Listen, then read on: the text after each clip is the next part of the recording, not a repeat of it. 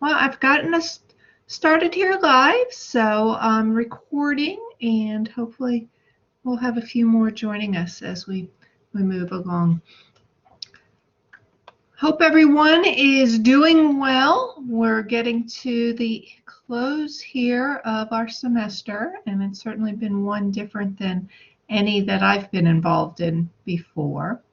I hope your Thanksgiving weekend you had a chance to rest and find some relaxation in that time period.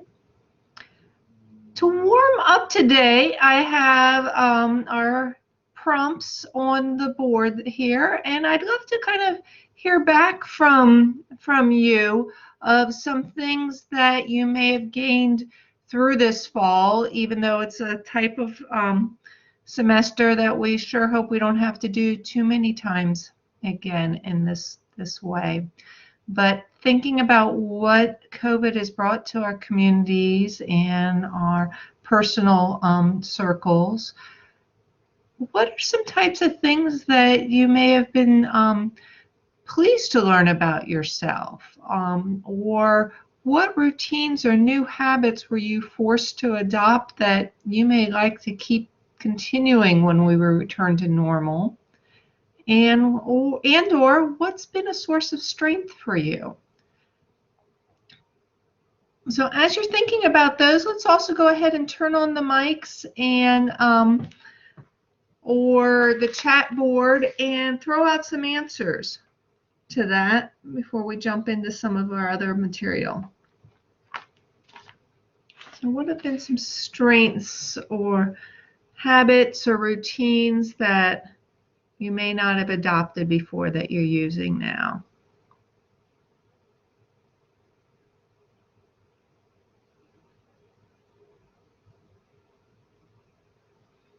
Anyone have anything that they'd like to share for that? Hey, how are you?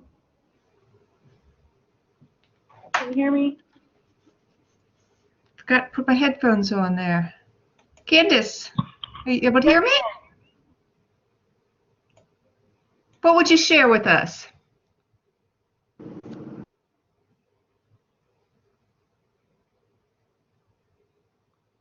Oh, mic went in and out there. Or anyone want to type in something that's been a source of strength during this time period?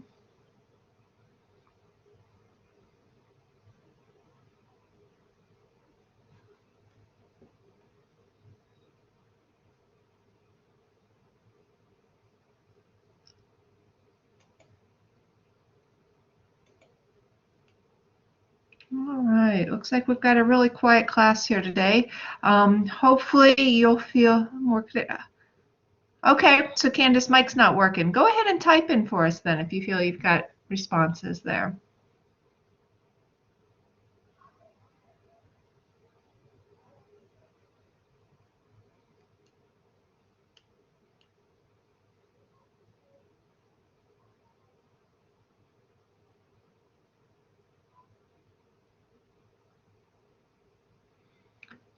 Just to know everyone is with me. If you can also, if you don't have any responses, you feel ready to share with that, just let me know that you're able to hear me. And I'll move on to our next prompts here too. So if you can type in or bring in your mic and just let me know that you're hearing me and we're working all right. Okay, sounds good.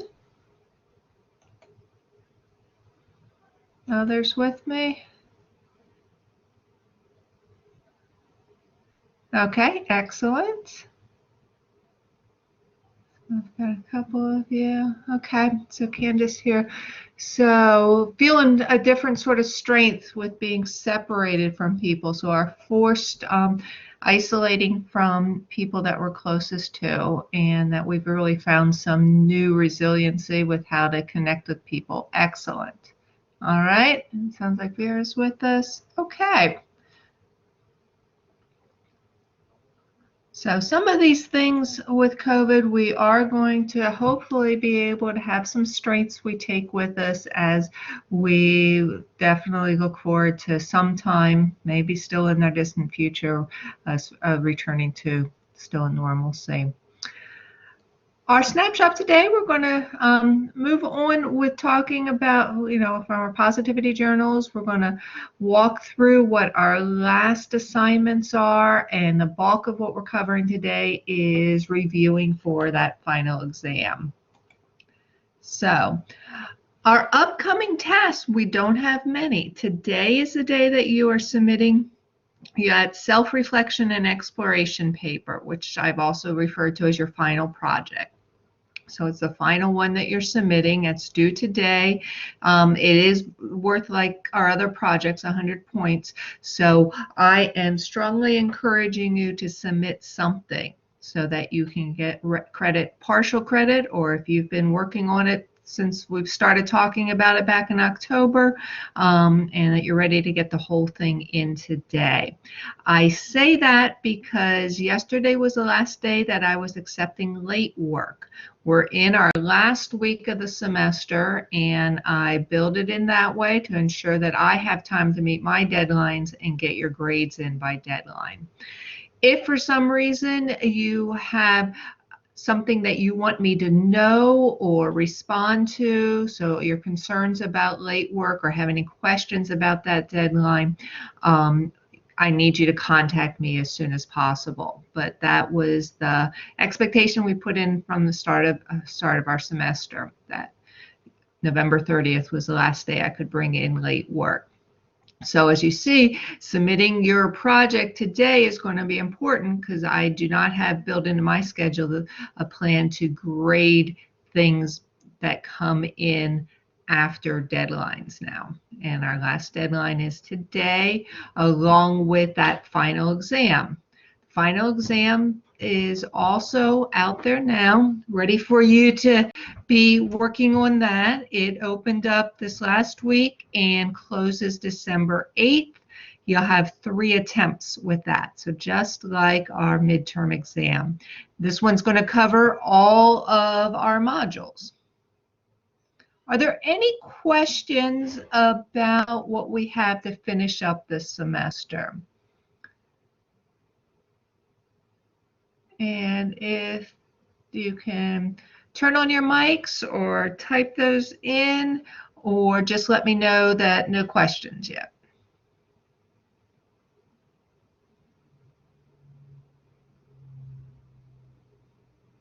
Okay. So no questions. Brooks, Candace. Okay.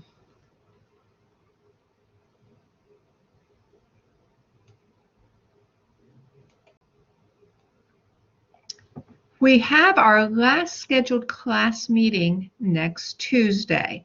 So that will be a meeting. That's also the last day for wrapping up your final exam. And in our last class, I'm going to be talking through and answering questions about what comes at the end of the semester. So I'll be walking you through what happens when a semester ends and the timelines and the things that you can expect. I'll also talk about your next classes and what you can expect as you progress in our program. I'll talk about a few details if you are looking for planning for transfers and planning for careers. So it will be a mix of information that I'll be sharing and answering any questions. I don't anticipate that we'll go for our full 2 hours for that class, but we are scheduled to be meeting on December 8th. And then to talk about today's topic is the final exam. Our final exam is a mix of true, false, and multiple choice questions. You'll be taking it on Blackboard. It will pull up 20 questions, and those all come from a larger pool. You'll have 3 attempts again. So like your midterm, you can keep taking it, and the highest attempt is what counts.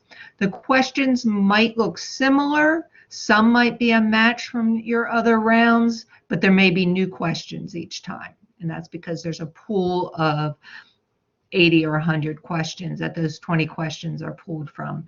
It will be timed. So it's 75 minutes that you have to answer 20 questions, unless you're approved for extended time. Once you open it, you need to finish in that sitting. So you can't, do 15 minutes, close it, and come back and pick up, for your last hour at another time. It's all one straight 75 minutes. You can use your textbook study sheets and notes. So those study sheets are designed to help you with your exams. And again, 3 attempts, and it closes at midnight on December 8th. So when it's no longer December 8th, the exam is closed. So let's do some questions. Let's warm up and think about some questions here that are related for a review for our exam. I've got 3 statements on our slide here. I'll read through those, and I want you to respond by numbering and a T or an F, which ones you think are true, which ones you think are false. So human services professionals provide services without discrimination or preference in regards to age, race, or gender. Human service professionals provide services with some discrimination to persons with differing abilities. And human services professionals who are religious may discriminate against persons with different sexual orientation. What are your thoughts on true, false on those questions?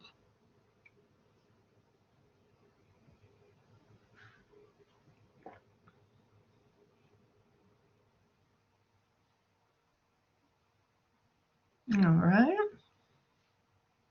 We got Vera and Brooks are in agreement.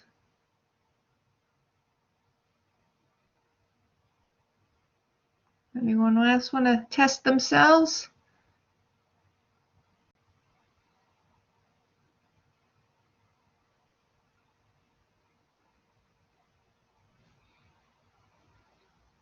All right. Candace is, yep, agreeing with number 1 as being true.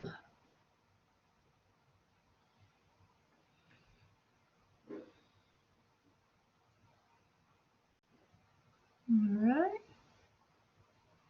Shreya's agreeing with number 1. It's true. Okay, it looks like we're in some agreements here as the answers come in.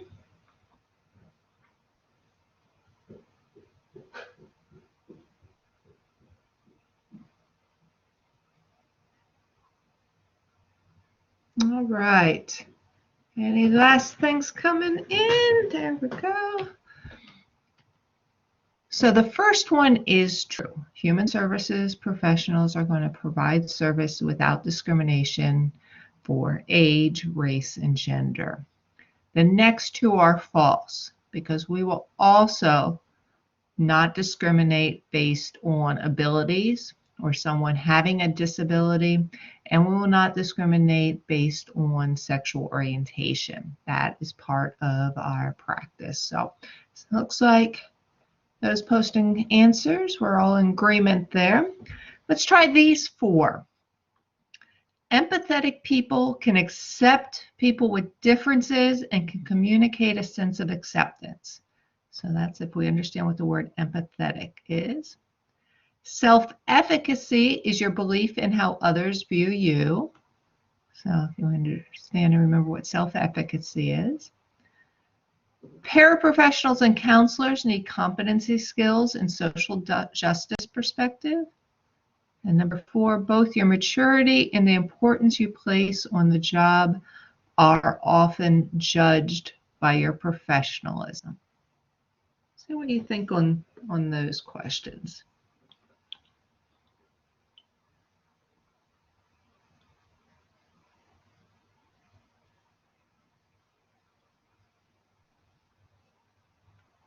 So some of these are some of our vocabulary in some of our middle and later modules.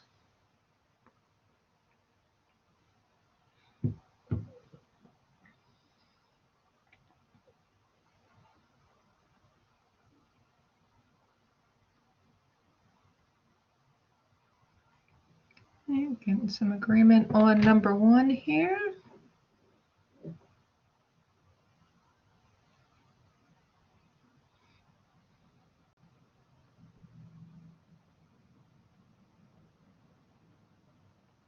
Okay. Got some posts looking at true across 1, 2, 3, 4. We'll see if we have any difference opinions there.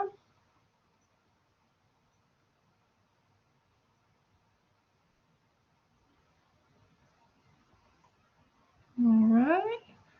We've got some agreement there, but a difference with number 2. So we'll keep looking at what thoughts are coming in.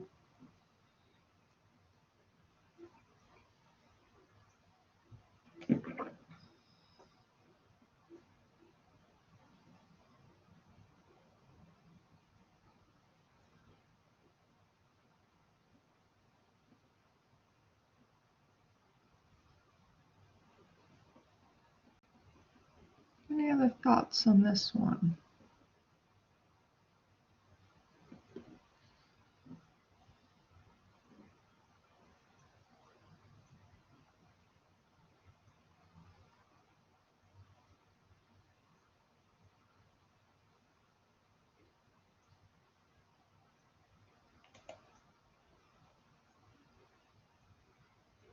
All right, we've got, now they're looking across the board at all true. So it looks like our most debated one is number 2.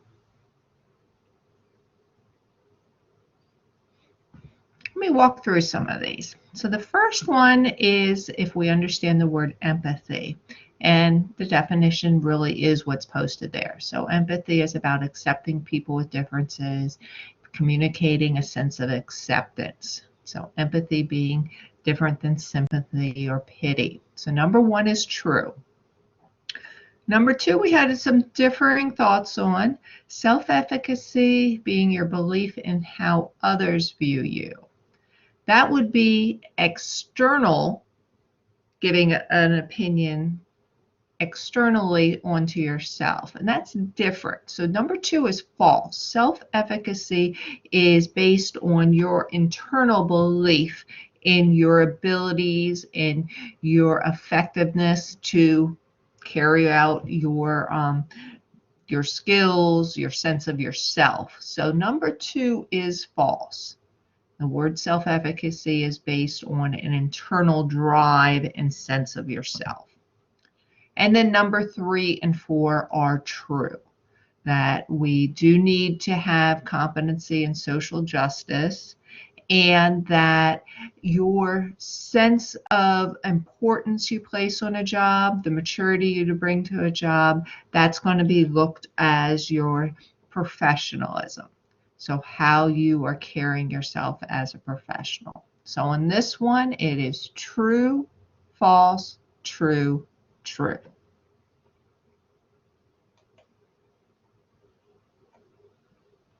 Here's some other questions related to our practice.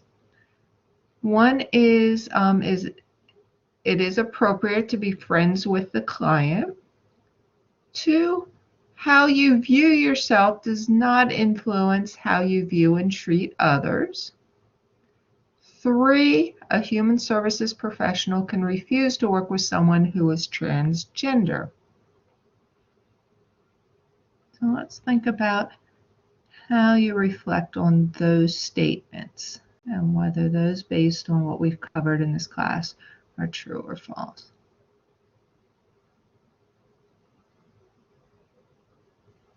All right, so Brooks has chimed in, and Candace also.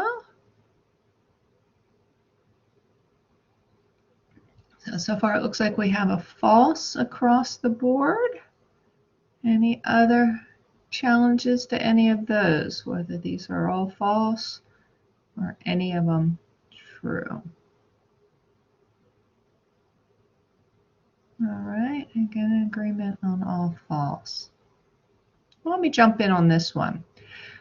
Glad to see that we have registered on number one that is false, that we come to our practice having a professional relationship, and that being different than a friendship. So we can be friendly with our clients, and we can be positive and do things that may be similar to how we positively interact with our friends, but it is a different type of relationship.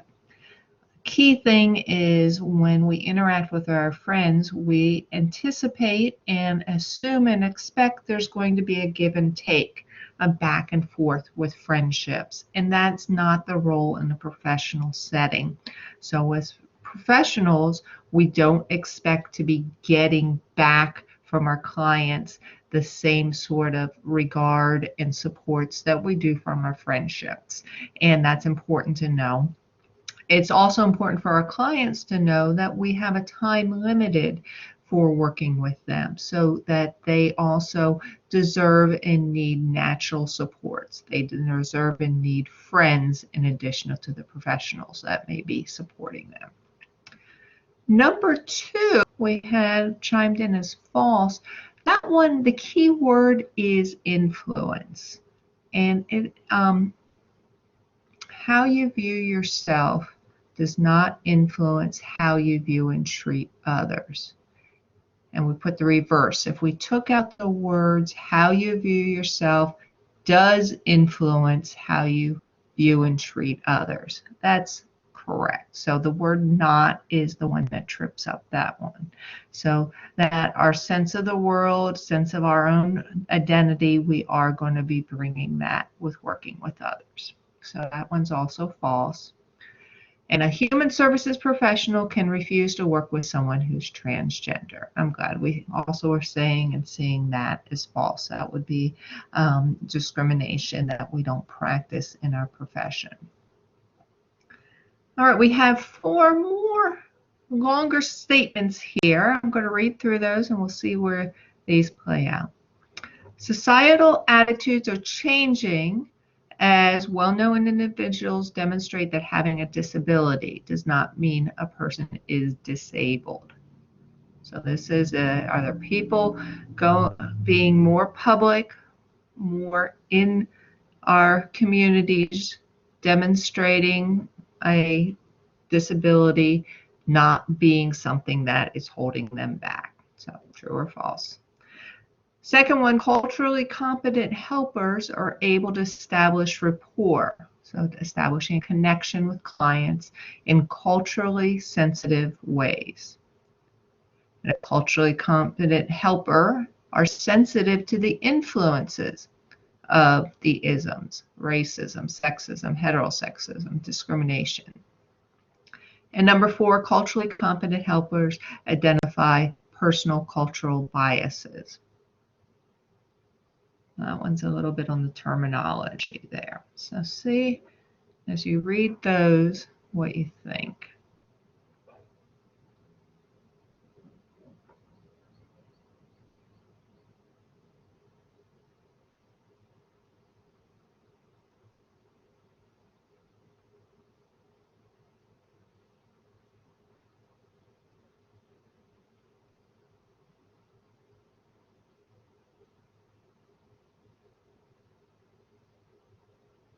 All right.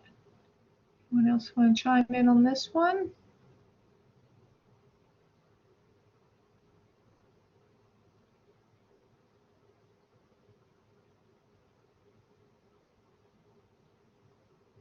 Those are all true. So the last one, if we expanded that to say they identify personal cultural biases and then practice them or act on them or discriminate because of them, then that would switch number 4 to being false. But the way that is worded there with just identifying that we have those keeps it being true. All right. So this one, I want you to kind of just make some notes for yourself. The next slide, I'm going to answer this one. But in our modules, we looked at 3 service models that a helping agency may practice. And then also in our modules, we identified 8 primary helping characteristics. So jot down for yourself to see if you can pull from memory what any of those are, or if you have your study sheets, you can see how strong those are working for you and see if you can create a list. And let's take a minute here to see what you can pull quickly from your notes or your memories, and then I'll let you compare that with what's on the next slide.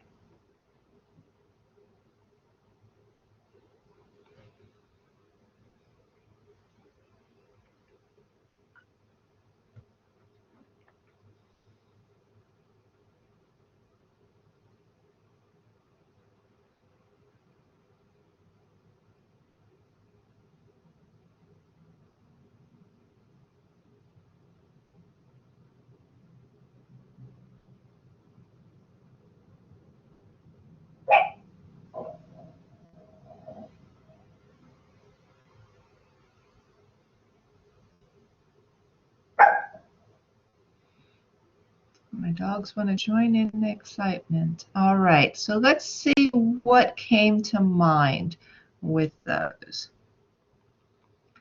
In this class, we looked at 3 models and compared those: the medical model, the public health model, and the human services model. So those would be important to have somewhere in your notes. One of your study guides should have some more expansion with comparing those. But we thought about the differences of how our systems and our agencies and even our roles might be structured across those models. And then 8 characteristics are listed there. So we were just talking about earlier empathy, but genuineness, relationship building, and acceptance and wellness, cross-cultural sensitivity, having the cognitive complexity, so to be able to think at problems in a variety of ways, and then competence to carry out the helping skills. So those being 8 things that when we conceptualize helping professions, human services professionals, those are 8 ways of looking at what we're doing. So those would also be value to have somewhere in your notes or your study sheets. I'll let you pull those down. I am recording this session, and in the next, it's usually 48 hours after our class that I'm able to download it and get the subtitles on it and repost it. So you'll also have that to refer back to. But showing up here, hopefully you've gotten your notes there, listing those. Let's go on and try another question.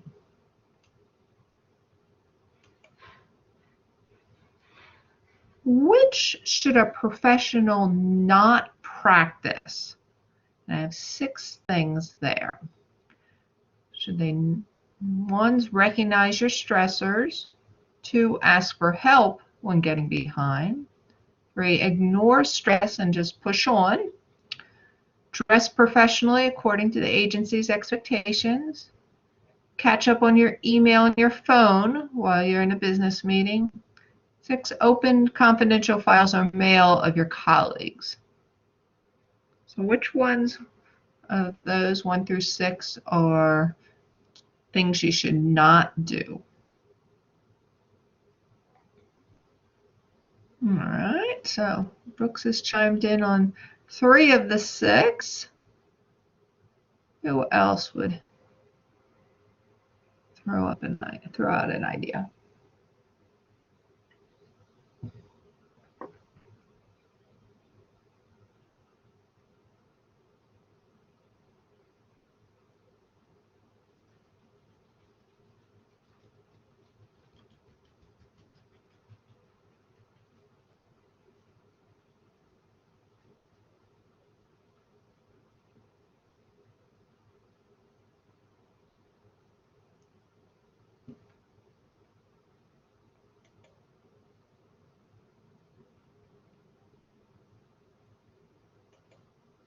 All right, looks like Shreya's looking very similar to Brooks.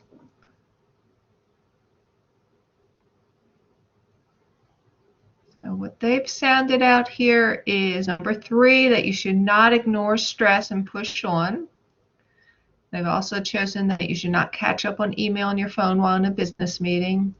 And they've chosen open confidential files or mail of your colleagues. So they are correct. The other 3 are things that you should practice.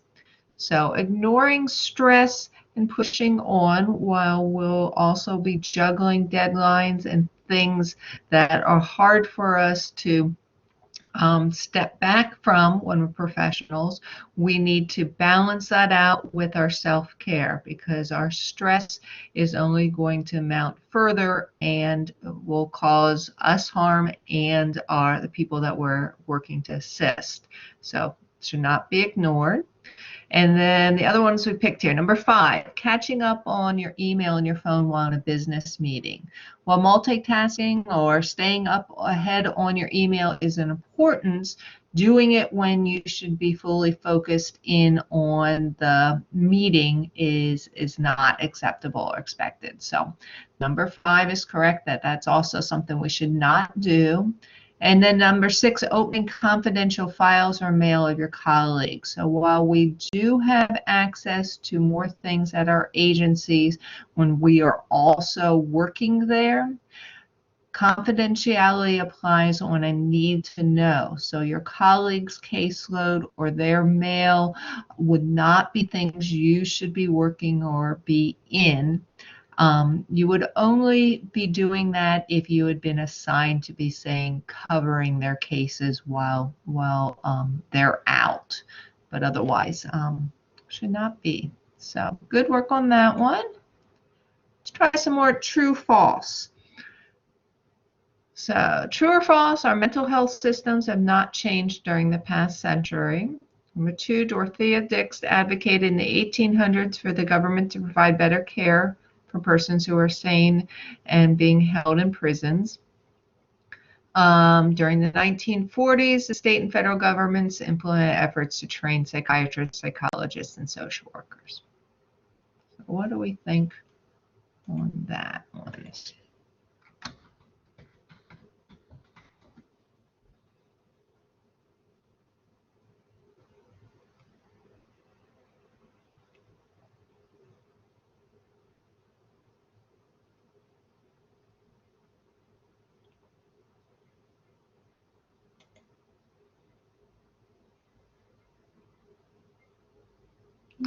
So far thinking maybe the first one's false and the next 2 true. Anyone else want to throw in? Shreya's in agreement with that.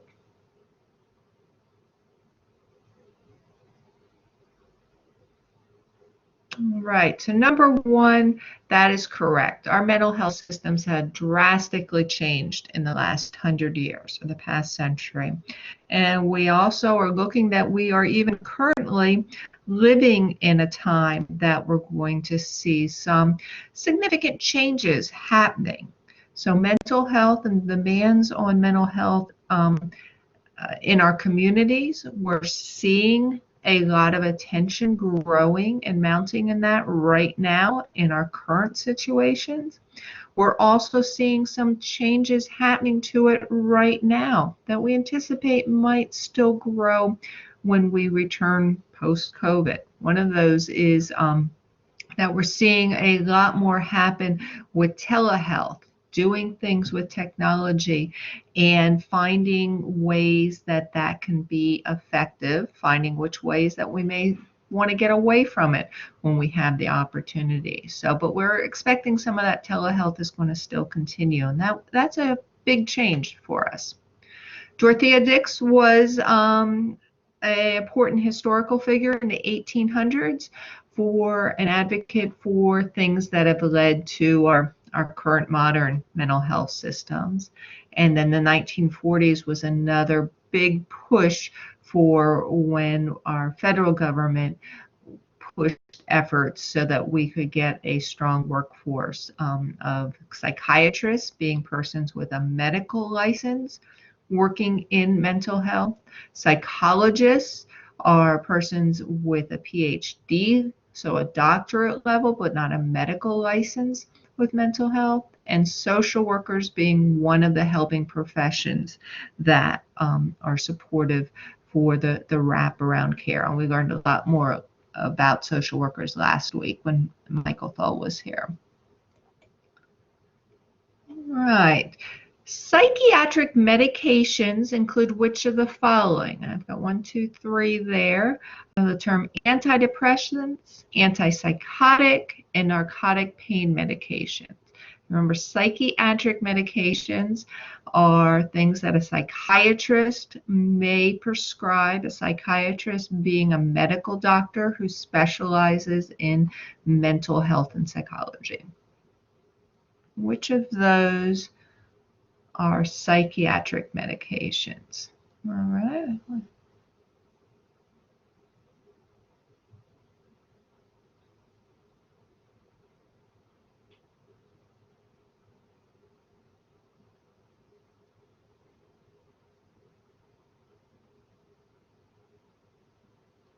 Anyone else have an idea for psychiatric medications?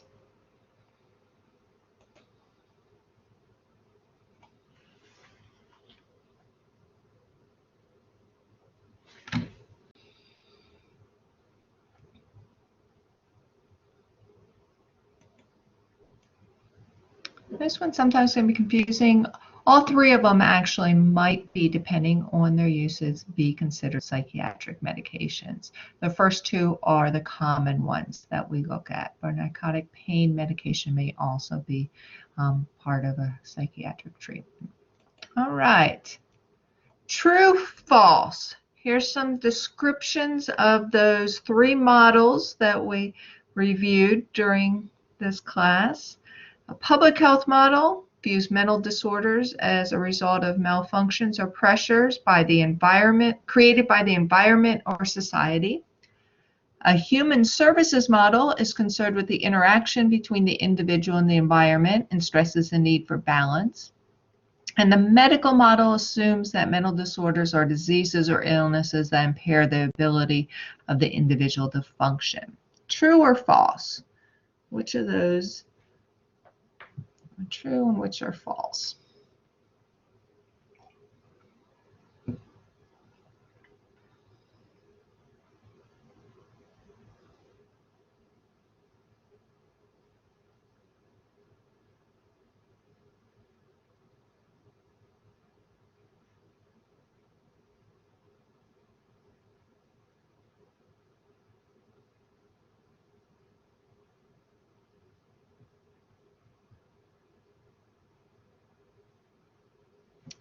Again, might be checking back on your notes, your study sheets when we reviewed the different models.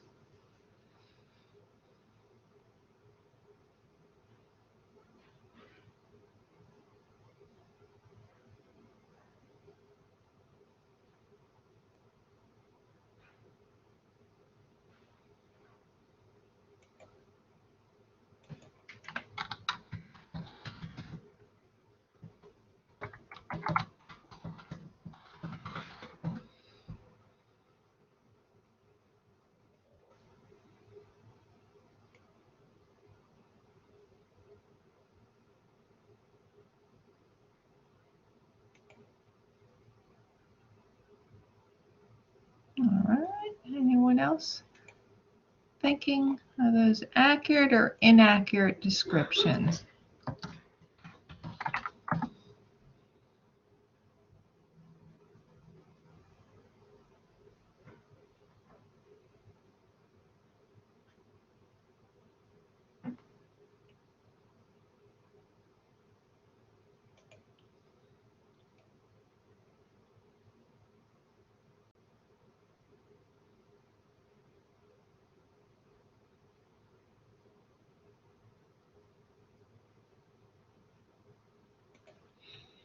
Those are actually all true descriptions of the model. So those might be valuable to get and make sure you have in your notes.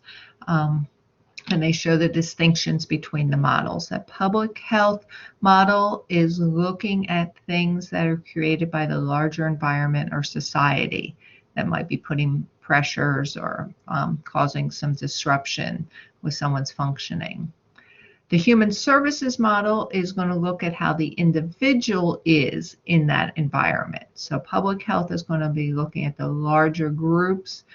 Human services is going to look at the interaction of the individual in the environment.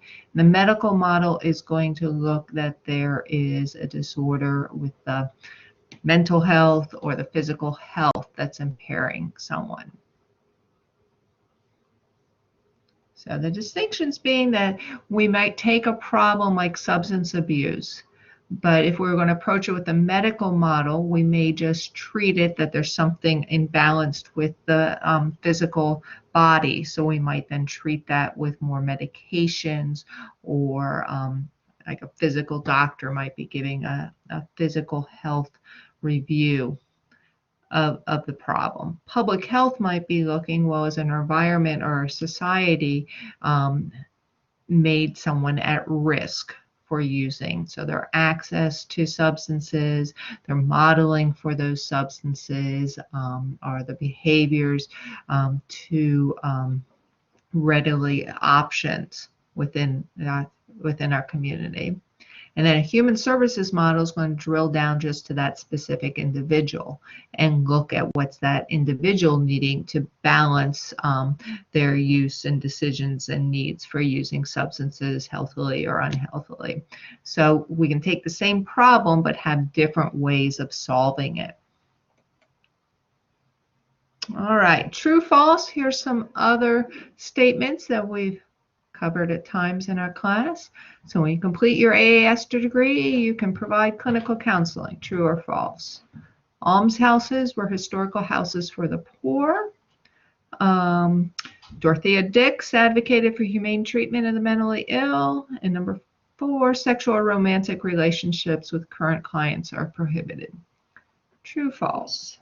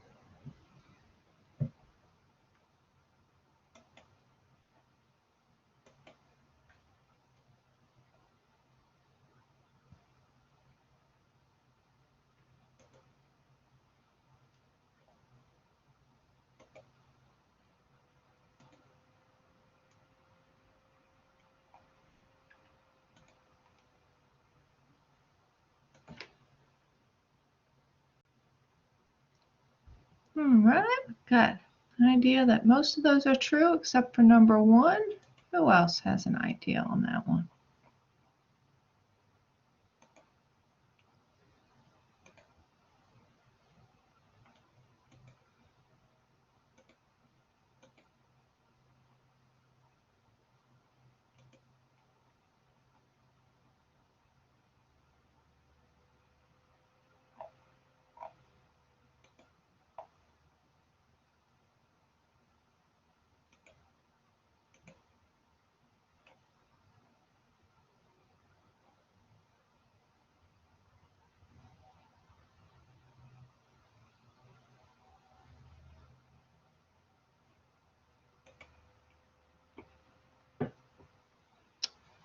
Number 1, we are correct. That one's false. Good, good. So we're all seeing that number 1 is a false statement, that we need to continue beyond the AAS degree to be able to do the clinical counseling. That would be something that you would be eligible with a master's level, say a master's in social work or a master's in counseling, and you would also need to pursue licensure. So even beyond the education, you would need to complete the steps with taking a state level exam and then providing counseling first with a very close supervision before you would be able to independently be doing that. So good for number one, that false.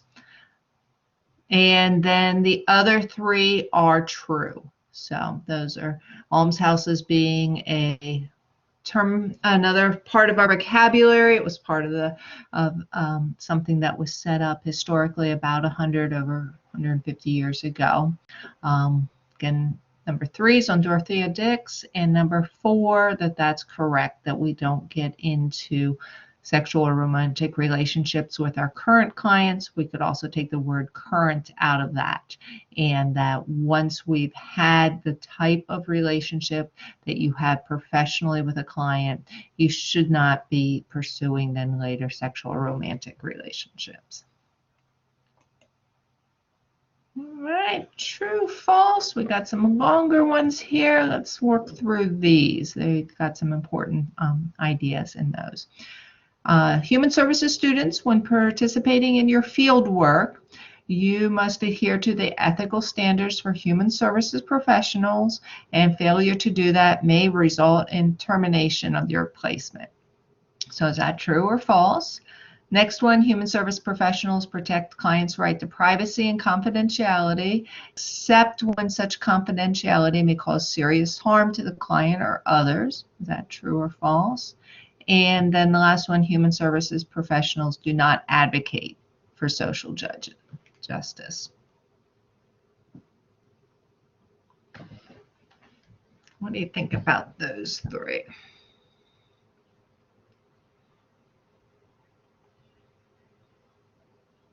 Yeah.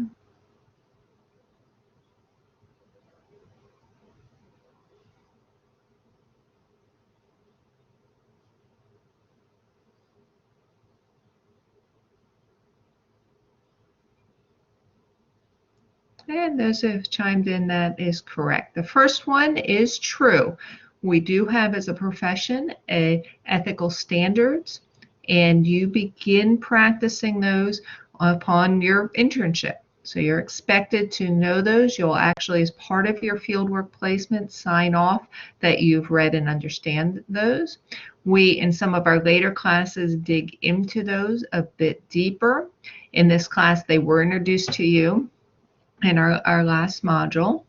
And yeah, if you're not following those might be reasons that an agency can't take the risk of having you continue there. So that's very important. Second one, human services professionals protect clients' right to privacy and confidentiality, except when there might be serious harm to client or others. That is also true. And if you've taken our interviewing techniques class yet, or if you've already taken that, you have already drilled down into that concept. If not, you'll go into that further within that class. But that's an important thing of understanding, that we practice confidentiality. We do have an exception, and we are responsible for our client safety or of other safety. So if a client reveals to us that they are making plans to harm themselves or making plans to harm someone else, we do have a responsibility to break that confidentiality and keep people safe. The third one, human services professionals do not advocate for social justice. That is false. That is part of our standards, that we are advocates for what is fair and what is just. So social justice being right there in that word. All right, I got three more here, true or false. Human services fields influenced by these fields: social work, counseling, and professional football. Second one, while some professions have organized professional organizations, the human services profession does not have a national professional organization. And three, because of trends such as deinstitutionalization, so big term there, the need for human services professionals to work with persons with chronic mental illnesses will decrease significantly during the upcoming years. So true or false on those?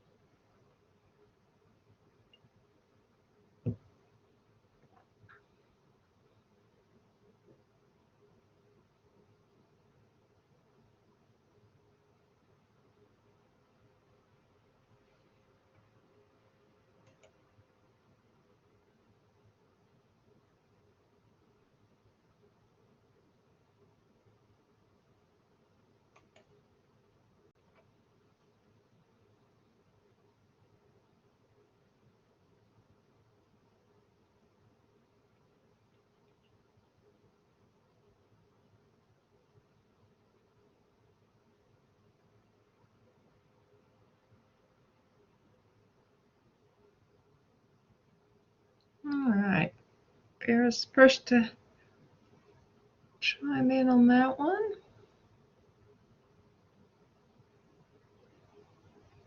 All right. So Vera thought number 1 and 3 were false. Brooks thinks all 3 are false.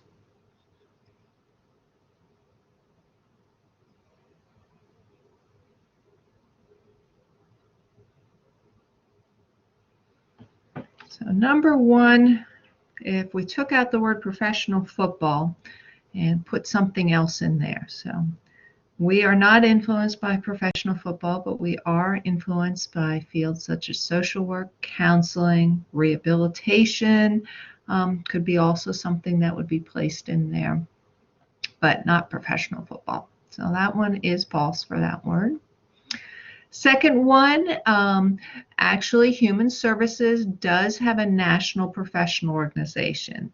So that's where that ethics statement and standards come from that you follow when you go out to work as an intern. We have a copy of the ethical standards from that organization in your compiled text for this class. I believe that's in your 7th module. And we drill down into that a bit more as we progress with your later courses. Now, as you continue on from your AAS and Human Services, and let's say go into social work, go to work on your bachelor's of social work, then you'll shift and also learn how the social work professional organization and those standards, and you'll find that they are very complementary. Or let's say you go on to counseling, you may learn and follow the standards with that organized professional organization. And again, you'll see that they're complementary. Number 3, because of trends such as deinstitutionalization, and that's the word to understand in this one, that is the movements that have occurred in the last 50 years to downsize from our large government, state-run institutions for persons with intellectual and developmental disabilities or our mental health asylums. We have shifted from having places that people go and live for years and years to doing much more community-based care and supports and treatment. But because of that, we still actually expect that our services will increase, but the places that we give those services are going to be shifting. So that one is false. All right. Some terms and things that we looked at earlier in this course. The United States government has rarely played a role with assisting needy citizens or disadvantaged populations. So the keyword, the government there. 2, a theory is a group of related ideas that are used to provide explanations within a discipline. 3, in upcoming decades, fewer programs and human service professional positions will be needed to work with older adult populations. True, false across those.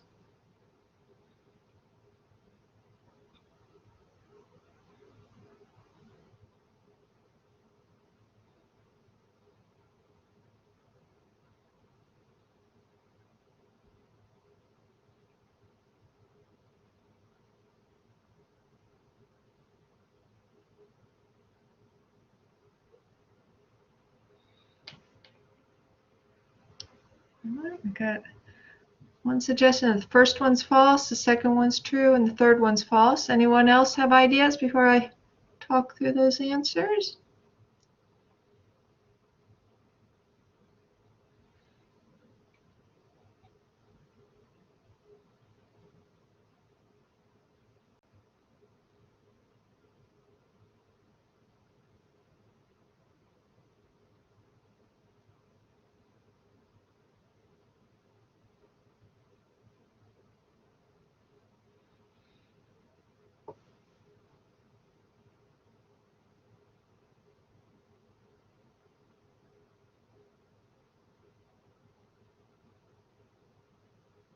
So the first one is false, that we have a shift that occurred at about the time of the Depression, that the United States government at a federal level started playing a much more active role in helping citizens, disadvantaged populations, persons in need. So that's where we got a lot of our social programs that we are seeing debates and expansion and more attention being given actually right now in our present day. So how the government may do things such as our food crisis programs, our SNAP programs, along with our financial relief programs, some of the funding for emergency housing, some of the programs for helping when we're in a natural disaster, along with things that we're having helped right now in a public health crisis. So those all we are seeing that is a regular expectation now of our US federal government. There would be debate whether it's too much or too less would be politically, but that it happens is a given. That is part of our government's functions now.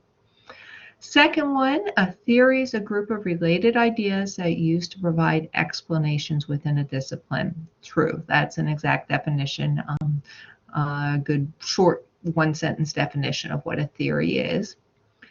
3, in upcoming decades, there'll be fewer programs for persons with older adults. That's false. We're expecting that as our populations age, that we have persons are living in communities longer and are expanding what they expect and want for supports. We're living healthily longer.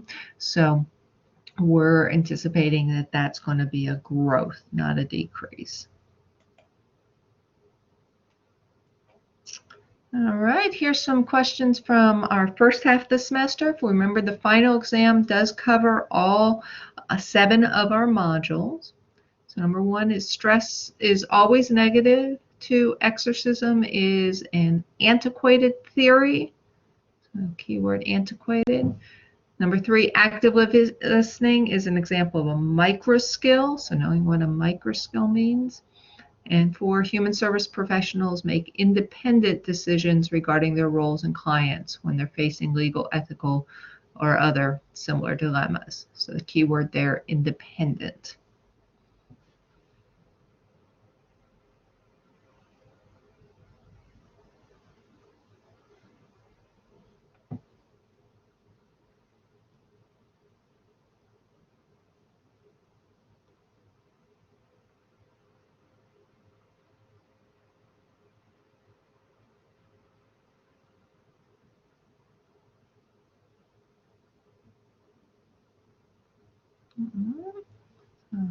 Chimed in thinking false, true, true, false. Anyone else have a different order for that? False, true, true, false again? Anyone else?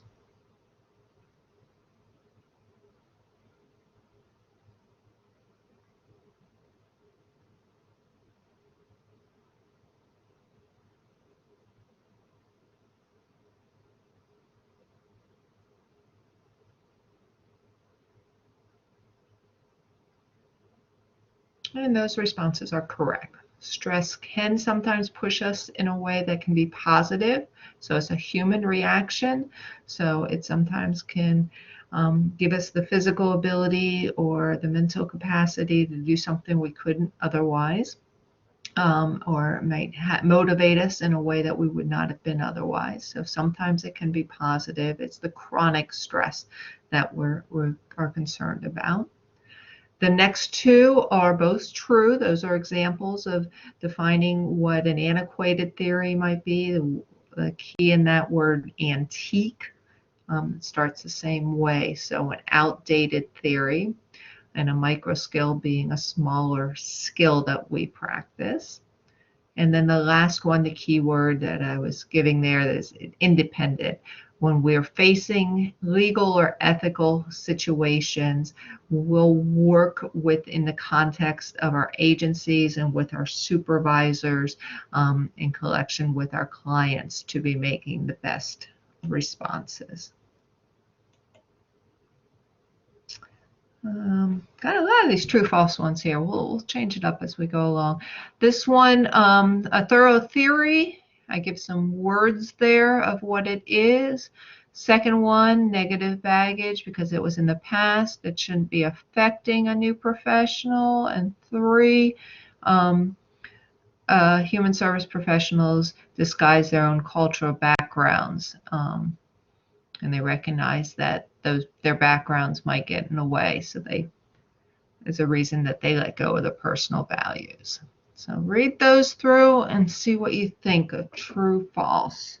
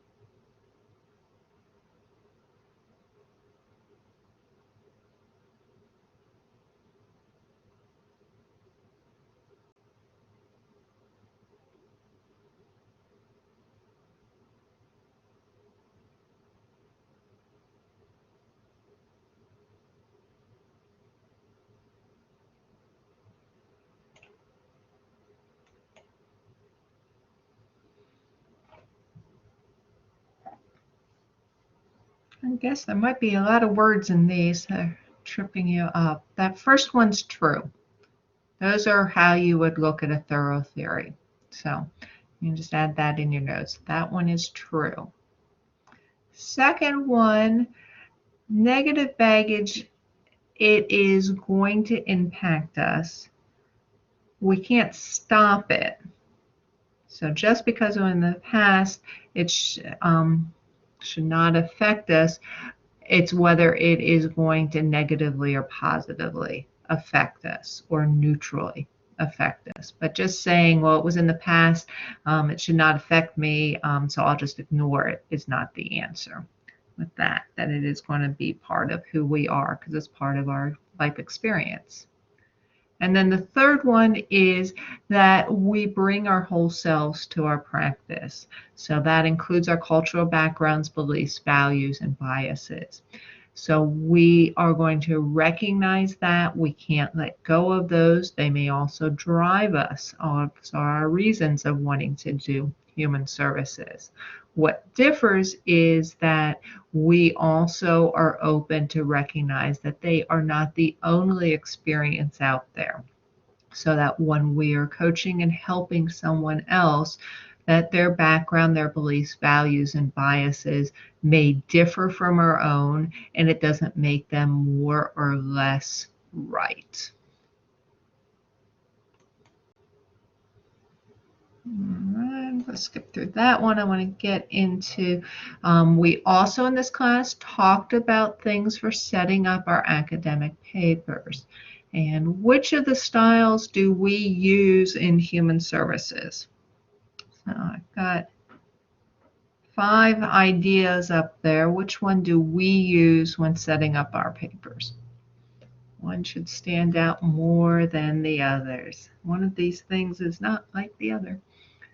So Sharia chimed in. She said it for all of us. We use APA. So while you may find you have a different course that might use MLA, comes up also often in college classes when you're taking your psychology classes and your human services classes and future classes, say like social work, you'll use APA. Each are guidelines that resemble themselves, and you just know that you look up those recommendations.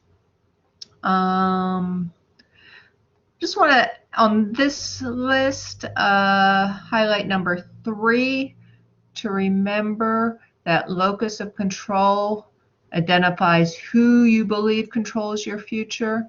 So you can have an internal locus of control or an external. So if I'm operating with an internal locus of control, that means that I feel I have a role and an impact on my life and my destiny and how things happen for me. If I'm functioning from an external locus of control, I look that others are going to be making those decisions and choosing, and the environment's going to decide what happens next. That's a term to know. All right. Which of these is considered plagiarism?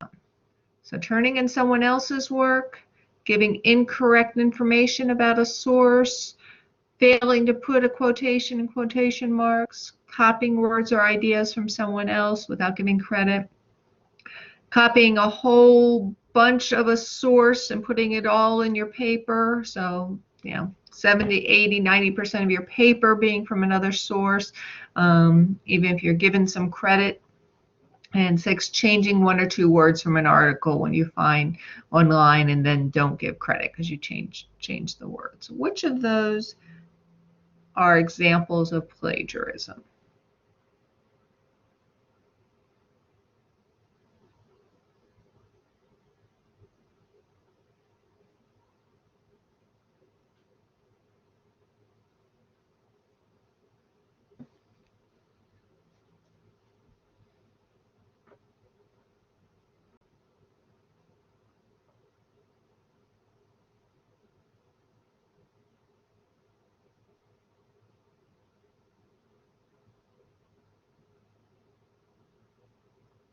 Mhm.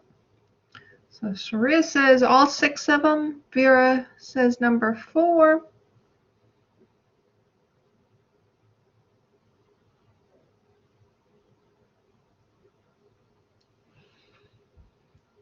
All right, Vera adds number 6 on that one.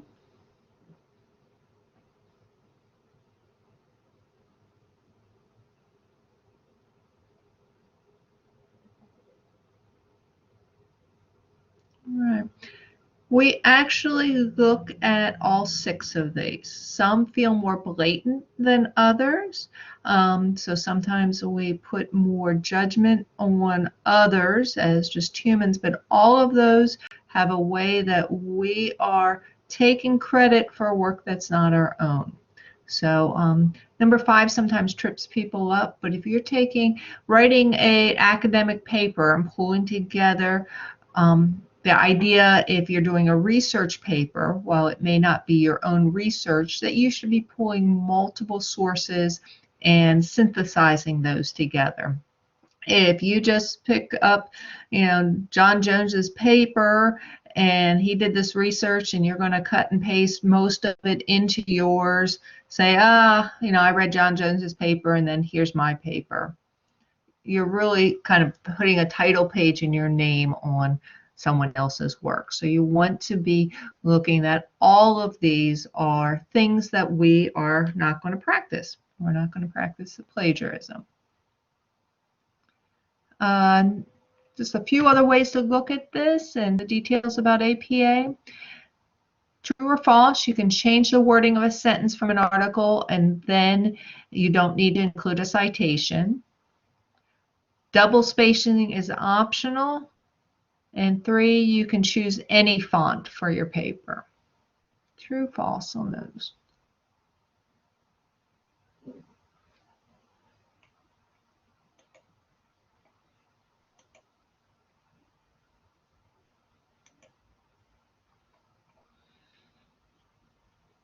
Correct, that all of those are false. So just changing the wording so it's no longer an exact quote doesn't stop that it was someone else's idea. So it needs a citation. We double space our papers, and we choose to use Times New Roman with that. So those make their papers readable and following the guidelines. Let's check our memories about citation format. How do those look to you? And the first sentence doesn't read very well, so it should say, which of the following are correct for APA citation format? I'll show different ways that you might have a citation set up.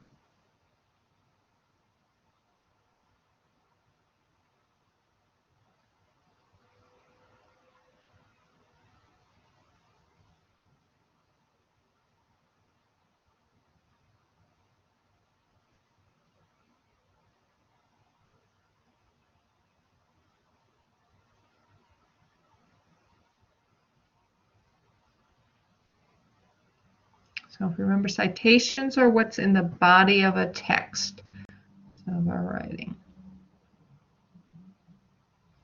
Okay, so here's thinking number 2 looks correct.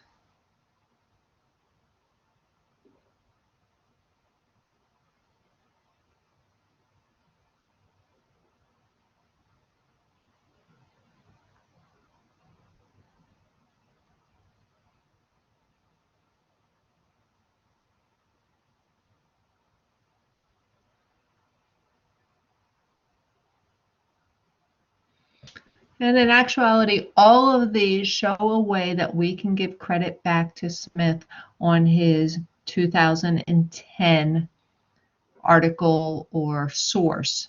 So we would, of course, have a source in our reference list from Smith from 2010. So then as a reader, if I want to know more about what Smith said about blue rats and green rats, I would go to the end of the paper and find the exact source, and then I would have enough information on that reference page, and it would be set up in a standard format. I would know how to go track down that article or that book or that website from whatever it was. But all of these are ways that we can give credit back to Smith that are acceptable.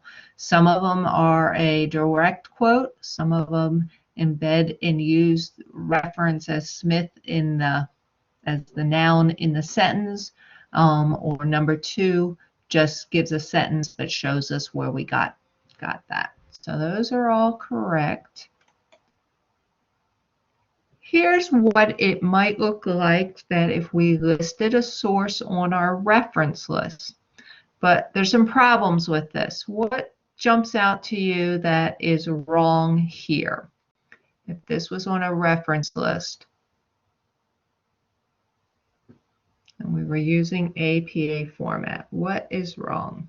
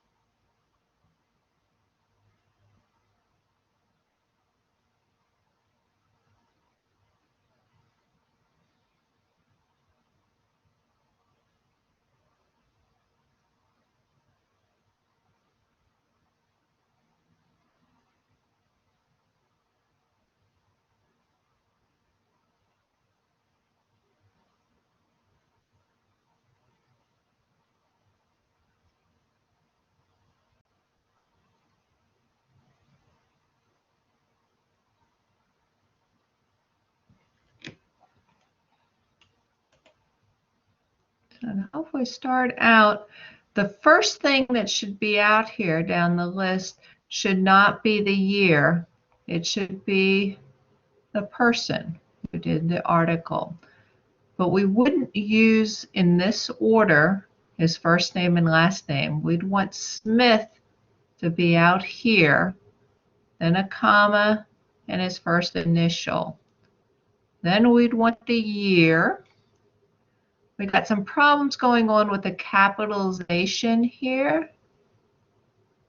Otherwise, it looks like the journal might be set up correctly.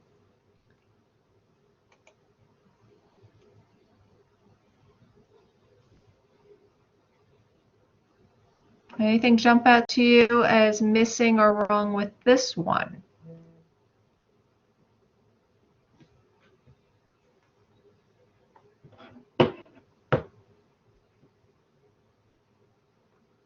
Good one. They didn't give us a date, and that's an important thing. That should be hanging out right here. So it should say Smith.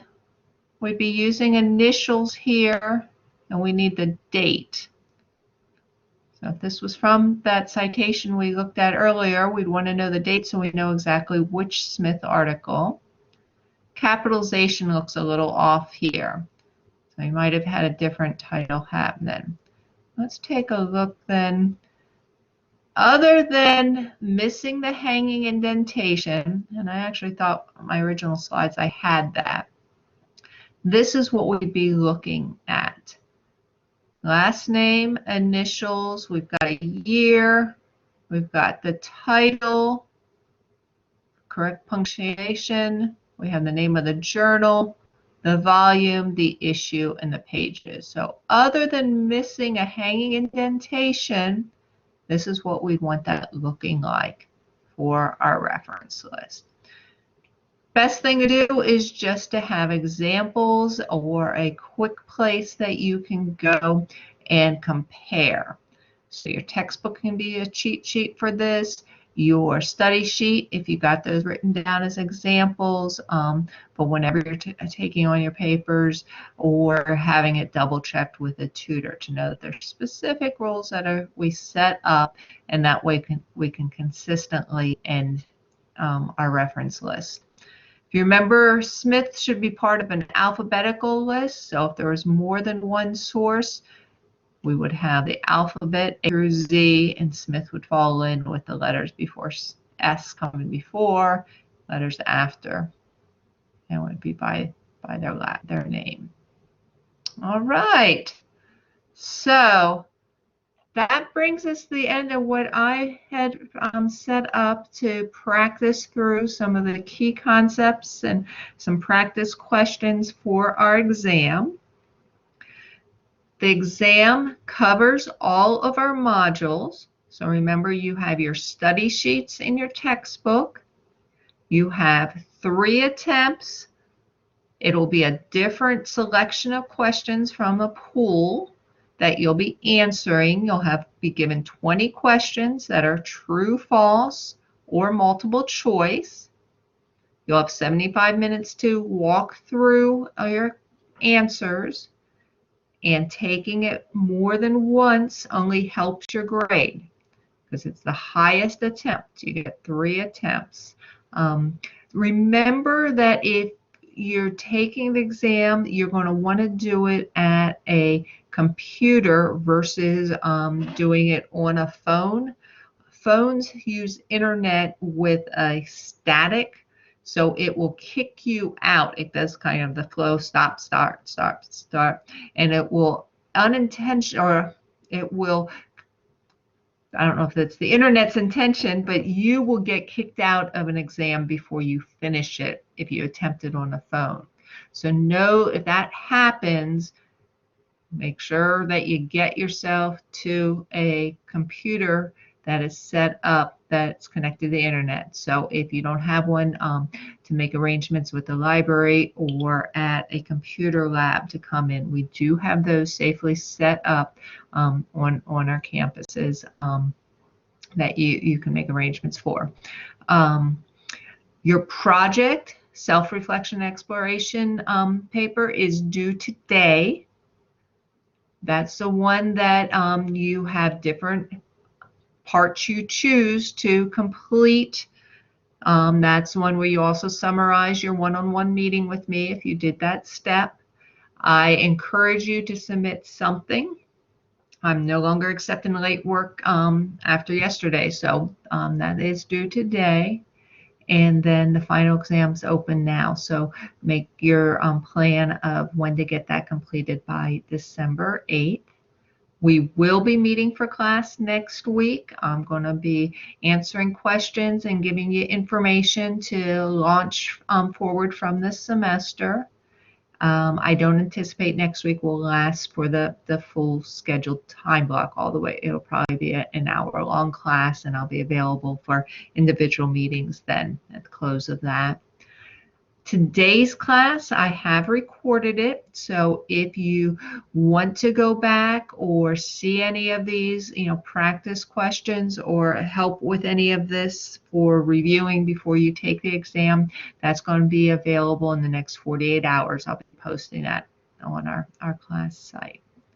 So that's going to wrap us up for today. We do have a bit of our block of time for our class still available. So I'll be hanging out and available for any individual questions. So any of you who'd like to stick around and check in with me with any individual questions, please do so. Otherwise, have a good rest of the day, and don't forget to finish up your assignments. I'm going to look forward to reading those self-reflection papers. So I'm going to go ahead and close the recording now, but I am still sticking around for anyone individually who's got questions.